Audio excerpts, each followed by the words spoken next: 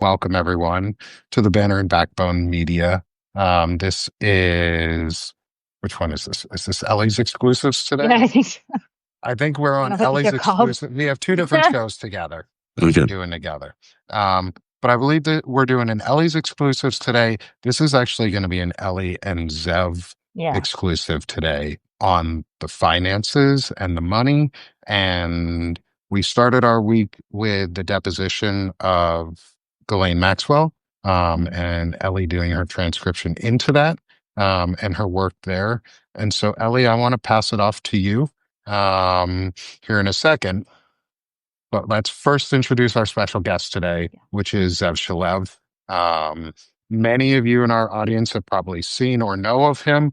He is on quite a bit on Substack. He is reporting incredible news, and he has been breaking a lot of the financial backing and the financial ties of the Epstein series and where Epstein got his money, how it relates to possible intelligence work. And you're an incredible writer, Zev, and you're an Thank you. incredible speaker. You've got a melodic voice that really helps draw people in.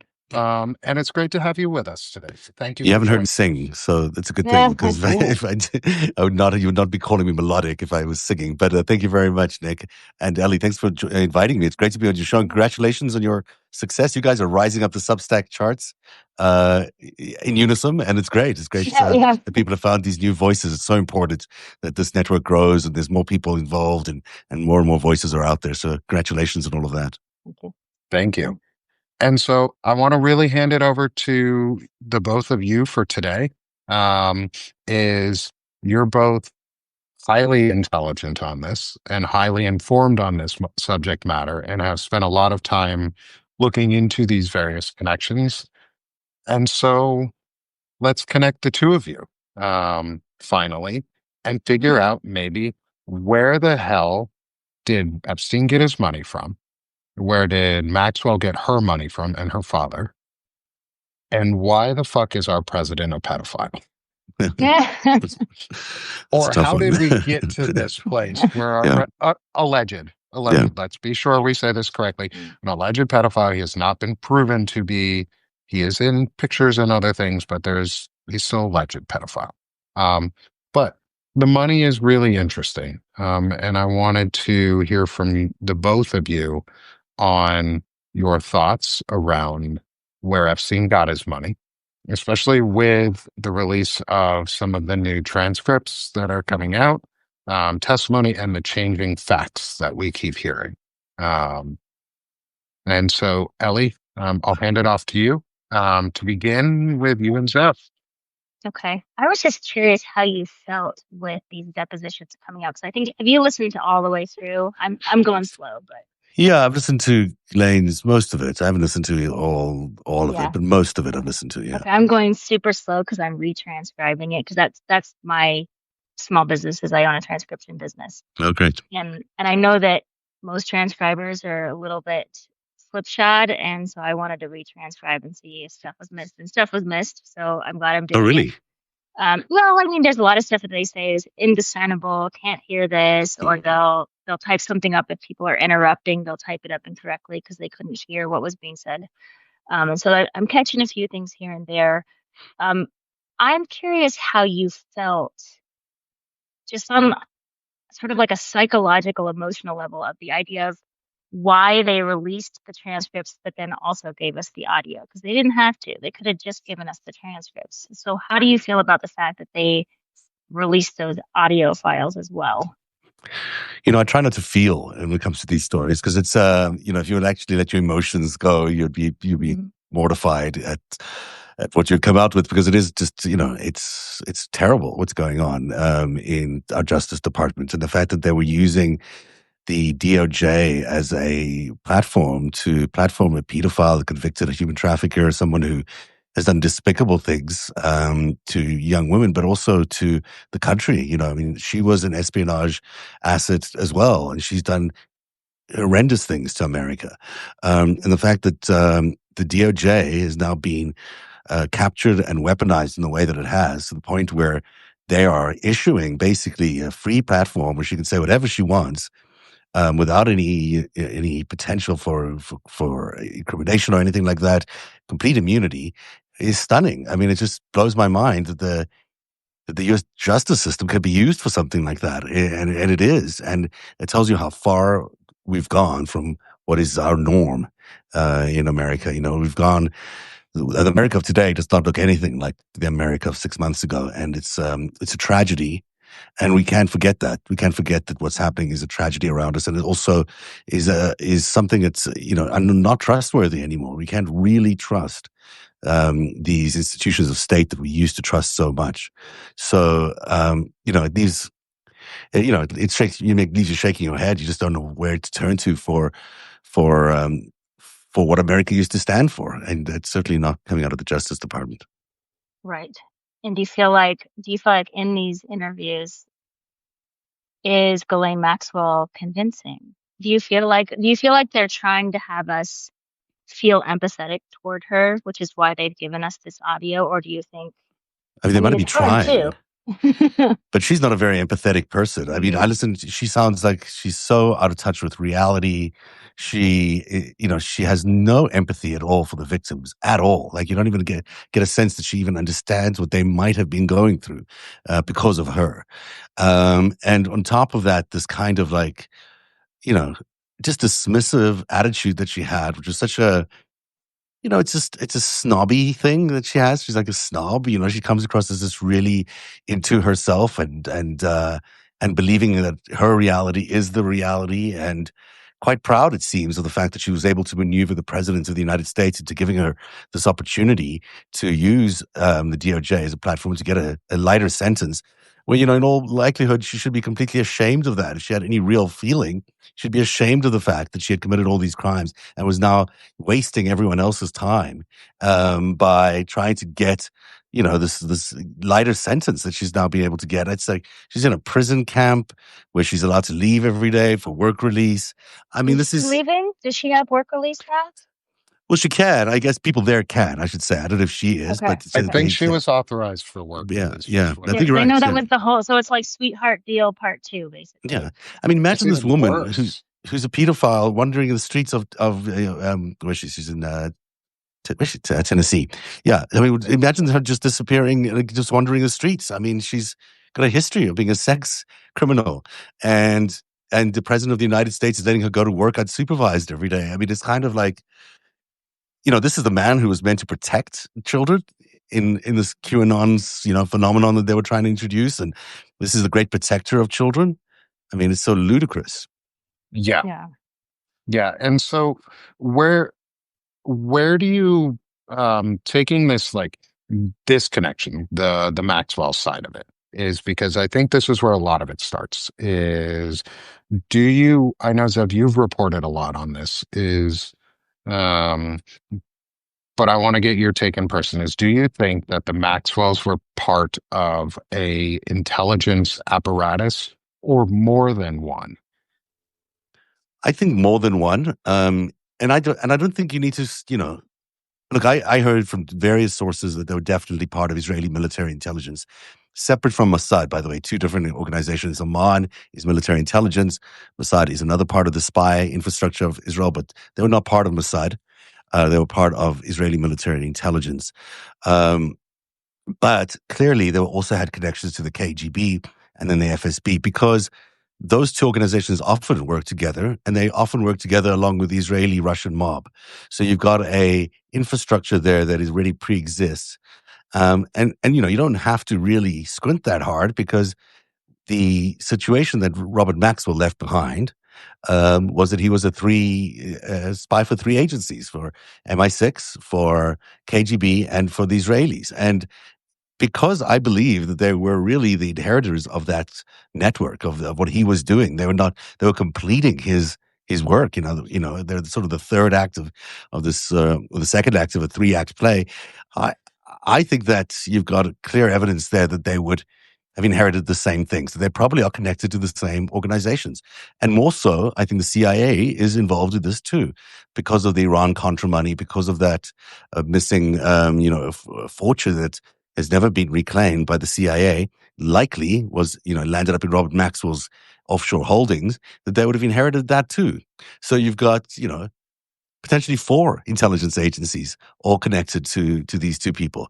But to say that they're not, as she was claiming, that there was no intelligence is almost laughable. I mean, it's so ludicrous, because why is everyone doing this to them? Why if you believe her story, that she did nothing wrong, there's nothing happened, it's all just these people trying to get money from them. Really? You had all these people in your employer that wanted to sue you regularly, and they wanted to attack you personally and risk their lives? It's nonsensical, obviously. So clearly they were, Do you intelligence figures for various agencies. do you feel that Steve Bannon, kind of jumping ahead, do you feel that Steve Bannon knew that for sure about Jeffrey Epstein? So I know he just jumped in and just worked himself in there in 2017, kind of out of the blue, to become his new best friend.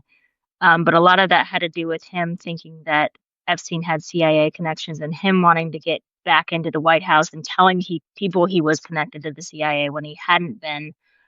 Do you think he knew that for sure at that time? Well, I think he was out with the president, and I think he knew that Jeffrey Epstein had a connection to the president, and he still does. The the truth of it is, what's missing in everyone's sort of narrative is that these 2 are not just um, best of friends. They were business partners. They were running parallel operations for the Russians, in terms of money laundering and in terms of getting this capital that was taken out of the Soviet Union into the United States. So they were working with each other. And as I try to point out in one of the Greatest Heights chapters I've done, it's clear that these guys were all working in coordination with each other to tank the economy at various times and to tank companies at various times to profit from those collapses. It's the same um, pump and dump operations that they've been doing in other ways. They've been doing it in their operations with Semyon Migolovich, that Felix Sater was involved in. It's the same thing that they were doing when they were introducing the tariffs. It's the same manipulation of the market in order to profit from it. This is what they do. This is that crowd. And that comes at great expense to the American people and the American dream.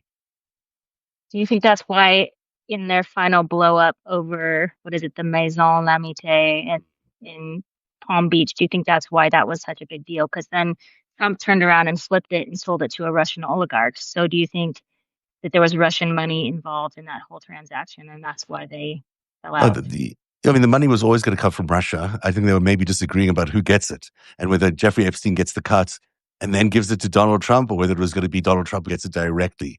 And it's clear that Rabobliov was overpaying by $50 million or whatever it was when he bought this property. He didn't even want this property. Had never been there. Didn't like it. Landed up demolishing it. I mean, this is obviously a money laundering exercise that went through. As for their breakup over it, I mean, clearly, I think that is the scenario. I think that it was typically Jeffrey Epstein who got the funds and would pass it on to Donald Trump. And in this case, I think Donald Trump had enough of Jeffrey Epstein and said, I'm going to get it directly. Why am I giving you the cut? Now he knows why, because it landed up being a huge open wound in their relationship, which has been visible to all of us. They could really give us a view into how these operations worked and how much money was being poured into the Trump properties, into Donald Trump and to Jeffrey Epstein.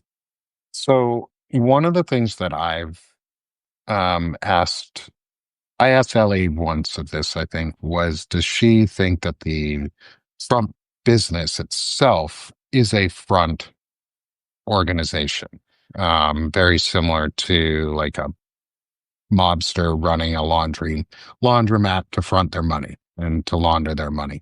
Do you think that the actual real estate business has always been a front Oh, yeah. for pedophilia or Of trafficking? human trafficking. Look, this is all organized criminal activity, and I think it overlays each other. I don't know whether you could say that his condo towers were used for human trafficking. Certainly, his modeling agency, you could say that about that. His Mhm. purchase of Miss America and it was Miss America, or was Miss Universe? Miss Teen Teen USA. USA. Teen USA, yeah. I mean, those two things are clearly suspicious. There's no reason for a guy like him who just out of bankruptcy to buy these beauty contests, except for the fact that they were international organizations that had business operations around the world, because every single country would send their women to this beauty contest. And what a great way to launder money, because no one's going to question if Miss Universe or Miss Teen America, whatever it is got all this money coming in from around the world because it's an international organization. And I think that's why they bought it ultimately. So to answer your question about whether all of the Trump organizations were fronts, yes. To what extent they were money laundering fronts or human trafficking fronts, I don't, you have to really look at what types of businesses they were there. But there was gambling that went on in the Trump towers. There was, every inconceivable amounts of money laundering. I mean, I think we ought to expected that we was in the billions of dollars that went through his properties. And I think that that's a very untapped story, is the modeling industry's crossover with human trafficking. Because if you look at all these stories, all these guys had a small business modeling agency, right? Trump had his modeling agency. Epstein had his modeling agency. Jean-Luc Brunel had his modeling agency. You had this guy, Eppinger, who was trafficking Virginia Giuffre in the beginning. He had his modeling agency. Like, everybody was involved with these 13, 14-year-old girls who were trying to get into modeling, some in the US, some from Eastern European countries. But nobody's ever done a deep dive or a dig or an investigation on the modeling agencies and the industry as a whole, because inevitably it's probably still going on at some point in some level, because people are sending their kids to America before they're 18 to come work as models. But that's never been touched. I think 60 Minutes, actually, to their credit, a while back did an interesting thing about elite agencies, and that elite modeling agency, which was Johnny Casablanca's modeling agency, and Casablanca's, I think, was very good friends with Donald Trump. In fact, if I'm not mistaken, I think Donald Trump was like the key judge in their Look of the Year contest or whatever it was. But you're absolutely right, Ellie. I think there's a huge, that's why I was saying this investigation into the money is so broad and so big that, as we're writing The Greatest Heist, there's just so many ways to go, so many avenues to follow. And each one is so rich with so much revelation about, once you've got your mindset around the idea that there were, fronts for the mob and laundering money and whatever, boy, it changes everything. That lens gives you a completely different take on what happened when you use that. When Ghislaine, I was just going to say real quick. So I just finished the second portion of Ghislaine's deposition, and when she talks about the idea of going after stolen money and working in construction, I'm hearing mob red flags. Like, she uses this hypothetical where he goes after El Chapo's money because El Chapo has stolen from another crime organization, and maybe or maybe not he actually did that, but like, she's using criminal organizations going after other criminal organizations to get stolen money back, and that just tells me that he worked. I don't know if he worked with the mob or if he had his own mob, or but that, and then the idea of having a construction business at the front, which is what she described to you, that was just so cliche to me. It was so cliche mafia. It is cliche mafia, but it's exactly what he was doing. He was laundering money for left, right, and center for all these organizations, and there was never any money that changed hands. It was always like, oh, give me your property on 71st Street or whatever. So there's no direct, dirty, fingers for him. He doesn't have to say, well, I got this money because it was, drug money or human trafficking money. I just got this mansion from Wexner because he was letting me manage his properties. I mean, who gets paid like that for anything? It's obviously that, there was other money being sent through, and we know certainly in Towers Financial, that was his money laundering effort. And I think for all the things I'm most grateful for is the time I got to spend with Steve Hoffenberg, who gave me a lot of this insight that you would never have gotten without him. I think he'll go down looking as quite a hero because his knowledge of what went on there, even though he wasn't completely aware of what it all meant, was so helpful to framing, what was really, and to a real understanding of the relationship between Trump and Epstein. And he's the one who got in trouble for the Ponzi scheme, right? That Right. Epstein had actually Yeah. finagled. Yeah. I mean, I'm sure that Epstein actually testified against him, and probably, you know, and got off because of that.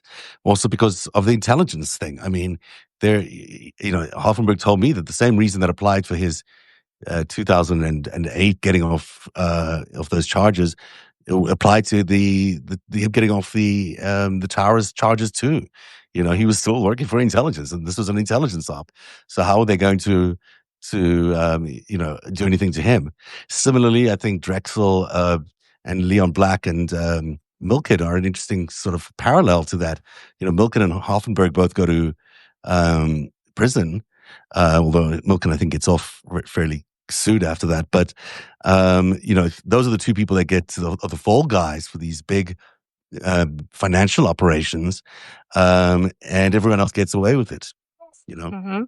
And I see a parallel. I mean, there's obviously a parallel when you're dealing with like billionaire sociopathy. There's not a real veering from the course with personality, but between Epstein and Trump and this idea of shooting someone on Fifth Avenue and getting away with it, Epstein started to get more and more brazen as time went on, talking about the things that he did. And first, before it was ever talking about women, it was talking about his finances. And when you read Vicky Ward's 2003 article in Vanity Fair, he's very brazen. He just says what he did, and he says these guys went to prison, but I didn't.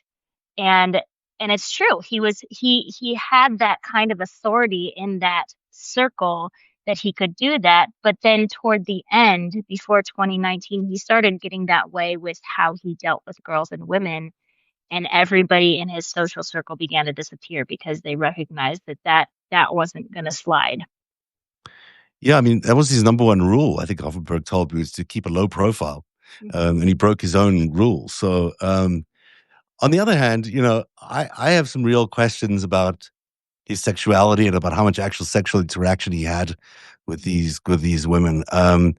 There was lots of massages, no doubt, but you know, I think he was, you know, I'm told by some people that he might have been gay or at least bisexual, and that he had real feelings for Wexner and a real relationship there.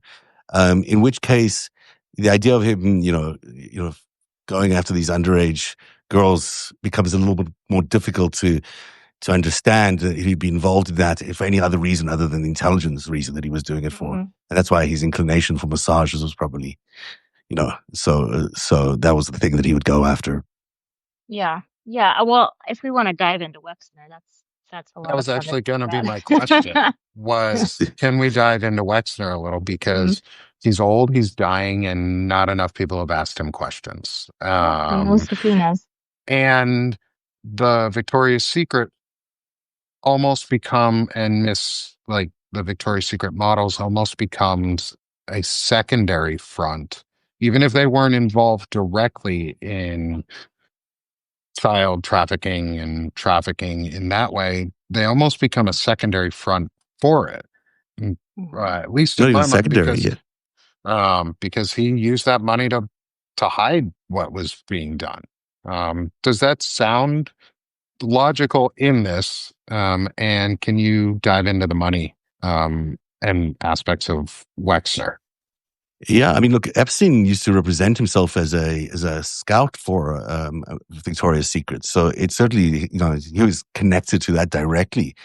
In terms of the money, you know, Wexner's origins go back to the bootlegging days, you know, where I think for the Romford family, or Seagrams, he would be running that liquor into the United States using the same schmatter delivery, you know, trucks that he had for delivering all these clothes that he was selling. Uh, so I think you've got a situation there where these guys, this was always sort of an organized criminal front to some extent. And I think when Epstein first gets involved, there's this little known but important story about the death of a lawyer who was working for Wexner that some people, you know, always thought was really strange that Epstein showed up at the time of that. Um, but in terms of their, you know, just the Victoria's Secret's catalog, the human trafficking and the Um, and all of that obviously connected to each other. There's this impossible for it not to be. There's a lot of money, I think, in the Wexner empire that needed to be laundered because of it, they were not selling those clothes. They were obviously moving other things around. Now, Wexner is a very troubling figure. Every time I cover him, I hear about it. Sometimes not the nicest way. So, I think that's the reason a lot of people haven't spoken to him and why we'll never probably hear from him on the story. Well, he's listed. Isn't he the only person on paper who's a public client of Jeffrey Epstein?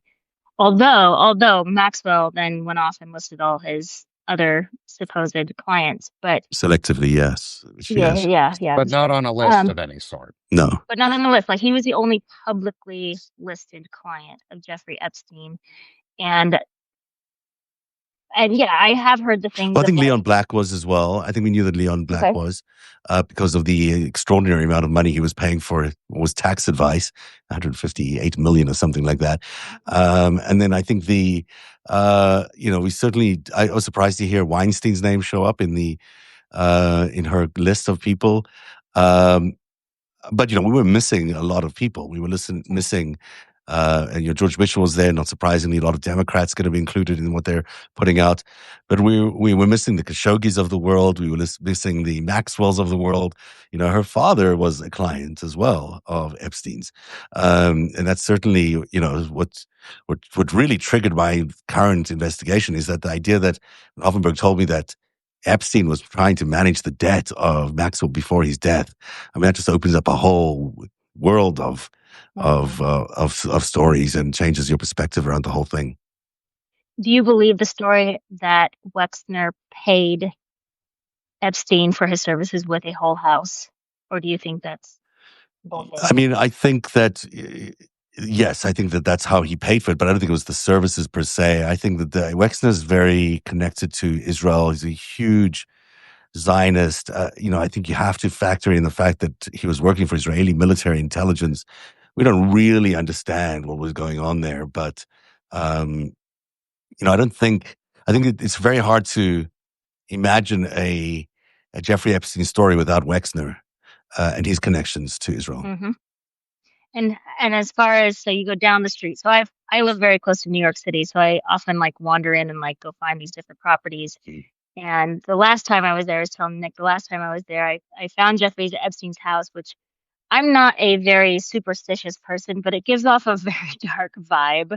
And so I saw it and I was like, okay, I've seen it. I'm going to go. And then somebody messaged me from Substack and said, turn around because that is Howard Lutnick's house next door. And I Googled that. Sure enough, there's his house.